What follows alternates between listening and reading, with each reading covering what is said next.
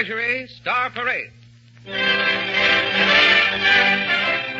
With Lieutenant Robert Montgomery, United States Navy, Miss Judith Anderson, Mr. Maurice Evans, Igor Gorin, Al Goodman and his orchestra and chorus. Our slogan, Millions for Defense. Any bonds today, bonds of freedom is what we're selling. Any bonds today, scrape up the most we can. Here comes the Freedom Man, asking you to buy a share of freedom today. This is Robert Montgomery, ladies and gentlemen, in the first of a new series of programs brought to you by the Treasury Department. For our opening program, we bring you two of the brightest stars of the American theater, Miss Judith Anderson and Mr. Maurice Evans, in a stirring performance of John Latouche's moving vignette in verse, The Statue of Liberty. But first we are going to hear the magnificent baritone voice of Igor Gorin, singing Pledge of Allegiance to the Flag. Igor Gorin.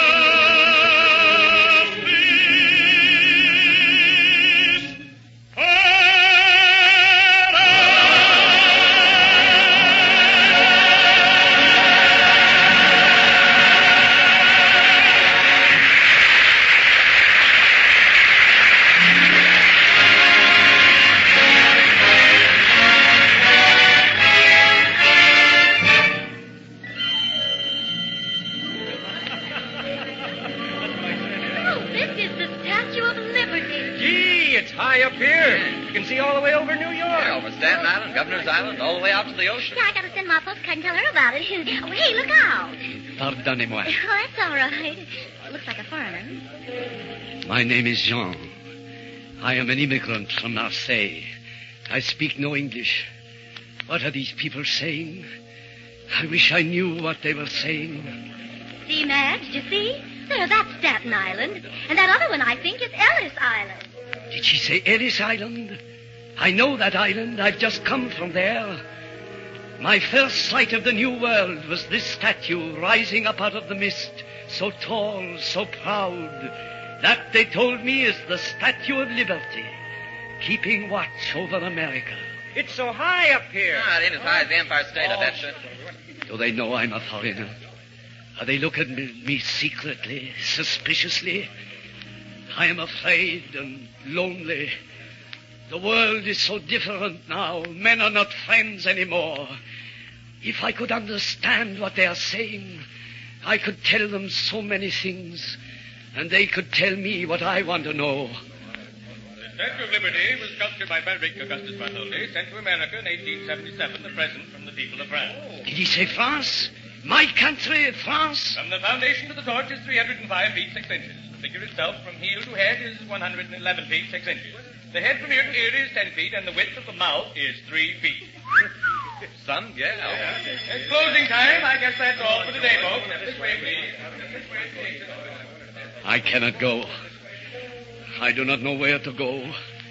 I am afraid of those gleaming lights and people, crowded streets and eyes watching. I will hide here for a while, for tonight, with this lady, Liberty. She came from my country, She was an immigrant, too. Hola! They've gone. They didn't see me. I'm not afraid now. Up here in the night, looking up at this lady's face. The river noise is soft and far off. The city breathes. Lying against this sculptured fold, I seem to feel the statue breathing too. My mind plays tricks. I have come a long way, and I am tired, very tired. In the light of this rising moon, the face of the statue there above me seems to be smiling. I am smiling. Now I think I hear her speaking. I am speaking. I am speaking to you. You speak my language? I speak the language of all men. No matter how difficult the tongue, no matter how far away the place, when I speak, men understand me, and I understand what they are saying. I am from France, arrived only today. France. Yes, I remember France. It has been a long time, and a lot has happened. So many years I have been standing here, eyes turned toward Europe, holding high this torch of freedom I carry. Through the whirlwinds of tyranny, the hours of icy doubt, and the black rains of death, I have not let the light go out. And I will not. In France now the light is out. In all Europe the light has gone out. I tell you, lady, there is no place for you on the continent. They have made you illegal. Go anywhere you like. The orders are to arrest you and shoot you on sight. Sure, man. You think this is the first time I have been kicked around, spat on, forbidden? It doesn't bother me anymore. I'm old, Frenchman. Old as time, I guess. But men have always found me beautiful and young, and worth dying for. There are men fighting for me now. Men all over the world with my name on their lips. They will bring my light back to Europe again, to the hearts of all the world again. My heart broke when my country fell. What fell was not your country, Jean. A handful of dried bones, a column of dust, a structure of straw, that has fallen. But that is not your country, Jean. Not those men in whom faith has withered away to a dead blossom of treachery. In this land you guard, you can speak easily. When you fight, it is for a freedom you have already.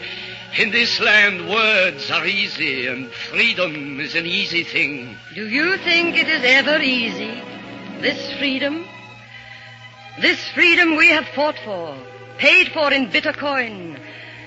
I stand here as a symbol in this harbor, but long before they made a monument of me, long before that, I argued in courthouses, starved at Valley Forge, was flogged with the slaves, was torn apart by civil strife, shouted at, hissed. I hid in secret places, was killed by the bullets of assassins, lynched, discriminated against, misused.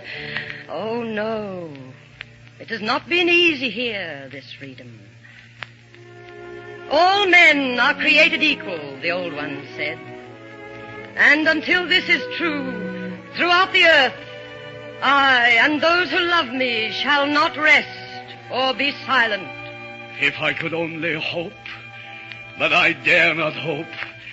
Tonight I come to you afraid. Do you know what it is to feel? To feel an invisible hand over the mouth, to examine every sentence for a dangerous meaning before speaking to a friend? When will men speak to one another again, casually, without suspicion, passing the time of day, commenting on the weather? When will children look up at planes overhead and not be taught to run for shelter? When will the cities of the world be freed from the flames of dictators, secret and destructive, the attack in the night? All this will be sooner than you think. Once a poet said about me, only when all life and all the souls of men and women are discharged from any part of the earth, then only shall the instinct of liberty be discharged from the earth. Come up higher and stand here beside me. Can you see with my eyes what I see?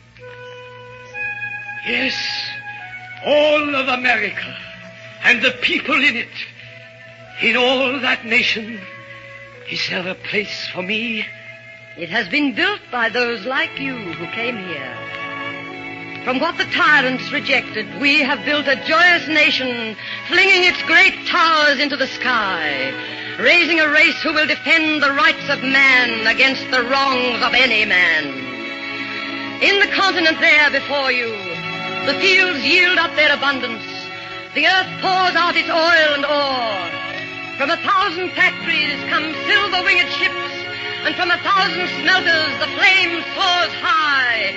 Everywhere, everywhere, with all the wealth of her, all the might of her, America rises at last, vital and strong, no longer young. Instead, the mother of nations, to make all men free. And the poet's words we send to you, Czechs and Austrians, clenching impotent fists behind you while your other arm gives servile salute. To you, Jews, scattered over the earth, your children starved, your property stolen. To you, Germans, you poets in prisons, fighters underground and exiled. To you, Russians, waiting a command by a snowy cliff. And to you, Frenchmen, betrayed by puppets weary of war. And to you, Englishmen, standing with erect heads among your ruined cities, knowing no defeat. And to you, Chinese, your great rivers running red with heroic blood. To you, world, bewildered, torn apart by doubts, the message comes.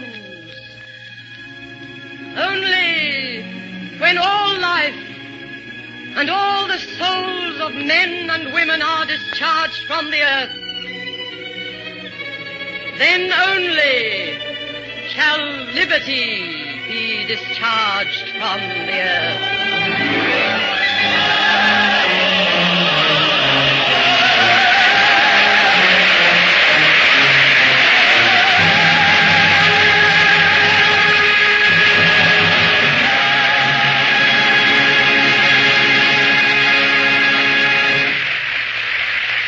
Thank you, Judith Anderson and Maurice Evans, for a beautiful and moving performance. Ladies and gentlemen, in the last few weeks, all of us, every one of us, has been asked to contribute to one thing or another, and I know that we're all happy to do it. We've been asked to give up things. We're going to be asked to give up more, and we're going to give them up willingly, cheerfully. And we're not going to do any sacrificing in this country. There's no such word as sacrifice anymore. Whatever we give, whatever we do, is a privilege. This is our country. Our forefathers made it what it is. They fought for it and died for it and handed it down to us, and it's the finest country in the world. We all know that whatever we must do is too little to keep this country as it is, to preserve the things it stands for, to sustain a way of life which is the best the history of the world has ever known. To do that can never be a sacrifice. Ladies and gentlemen, people of America, buy United States Treasury defense bonds and saving stamps.